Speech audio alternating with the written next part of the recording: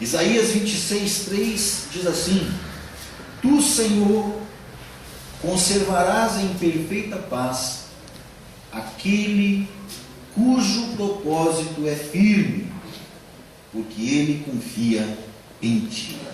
Amém? Amém. Olha que o irmão está ao teu lado, pega na mão dele e diz assim para ele: tenha um propósito firme. Amém. Tenha um propósito firme na sua vida, meu irmão, em nome Amém. de Jesus. Amém? Pode sentar, querido, em nome do Senhor Jesus Cristo. Aleluia. Glórias a Deus. Amém?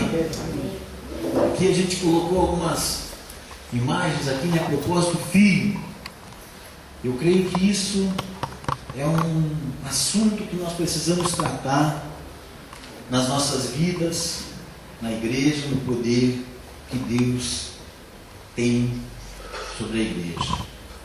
Aleluias? Amém. Queridos, em função muitas vezes de nós não buscar estudar a palavra de Deus, muitas vezes em função de nós não nos aprofundarmos naquilo que Deus tem para nós, porque achamos mais prático muitas vezes receber tudo preparado, receber tudo pronto.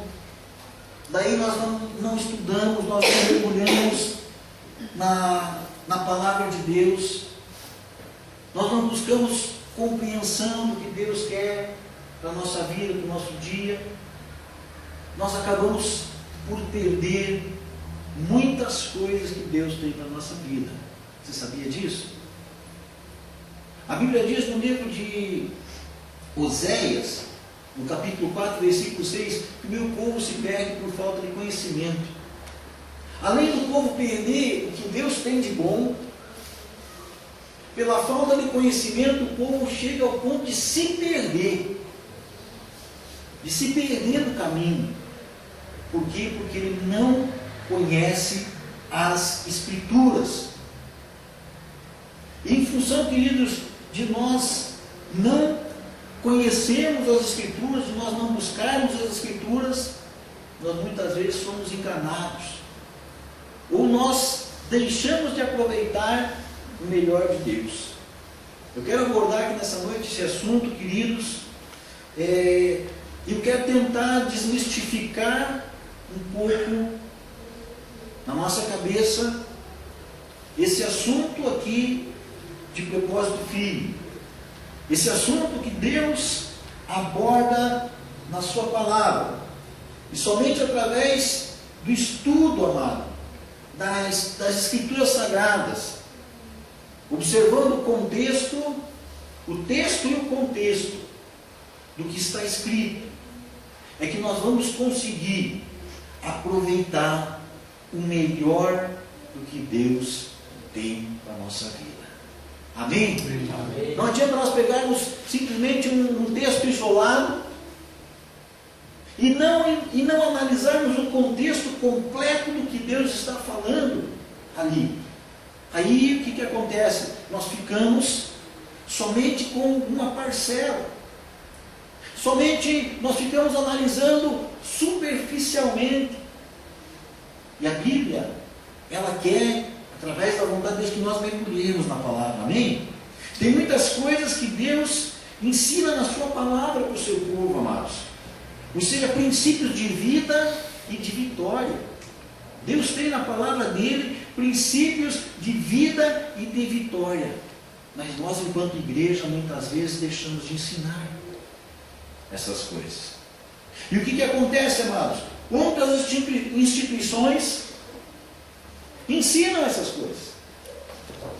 E aí, o que nós dizemos? Enquanto igreja, não, isso aí é nova era. Isso aí é esse negócio de positivismo somente. Mas quando nós vamos analisar essas coisas aí, eles pegam princípios bíblicos e aplicam na vida deles.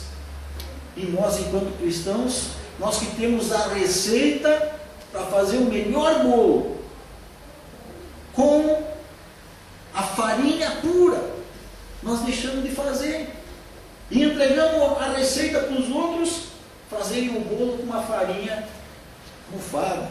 com a farinha estragada. E eles comem. E muitas vezes a gente deixa de comer. Eu quero abordar com você aqui, queridos, algumas coisas. Esse versículo que nós lemos aqui, de Isaías 26, versículo 3, ele fala, o tema da mensagem de hoje, o propósito do Filho. Queridos, eu quero perguntar, eu pergunto para você o seguinte, amados. Qual é o primeiro lugar?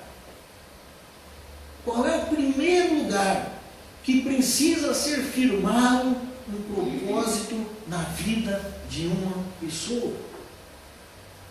Qual é o primeiro lugar que precisa ser firmado? Nós estamos vendo aqui sobre o propósito do Filho. E qual é o lugar na tua vida, na minha vida? Qual é o primeiro lugar que esse propósito precisa ser firmado? É no dedão do pé? Aonde que é? É na minha mente. Ah, pastor, mas isso aí é coisa da nova era, é coisa do positivismo. Quem é que fez a mente? Quem é que fez o cérebro? Deus. Deus. Queridos, já tem uma frase que a gente pronuncia, que a gente ouve, que diz o seguinte, que mente vazia é a oficina de Satanás. Mente vazia, oficina de... Você já não viu aquela frase, mas esse aí anda com a cabeça na lua? Esse aí anda sempre voando? O pensamento dele não se fixa em nada. Então, querido, se você quer ter um propósito na tua vida, o primeiro lugar que esse propósito tem que estar é na mente. E como faremos para afirmar esse propósito na nossa mente? Pensando nele. Pensando nesse propósito. Querido, eu quero que você abra a sua Bíblia no livro de Josué, lá no Antigo Testamento, no capítulo 1 de Josué. Capítulo 1 de Josué, versículo 8.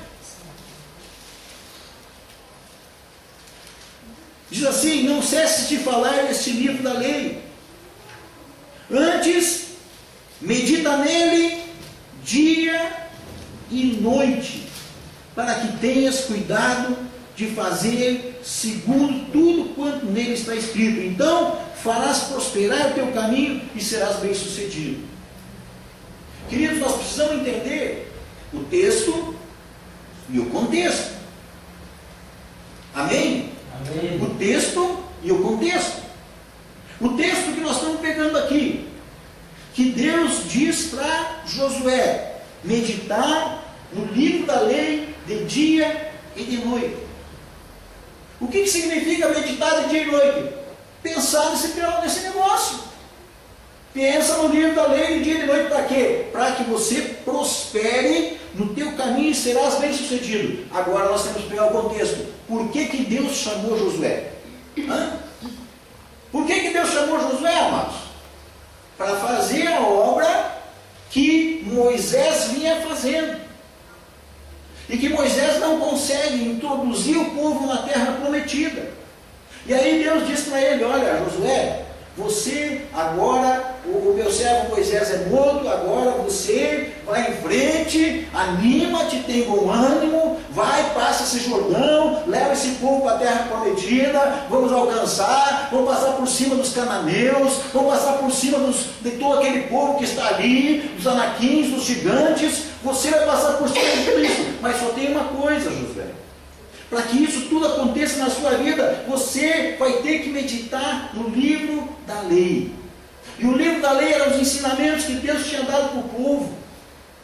E Deus diz assim: se você andar nesse propósito, você andar firme nisso aqui, você vai prosperar no teu caminho, você vai entrar, você vai invadir, você vai tomar posse de tudo aquilo que eu tenho preparado para vocês. Então,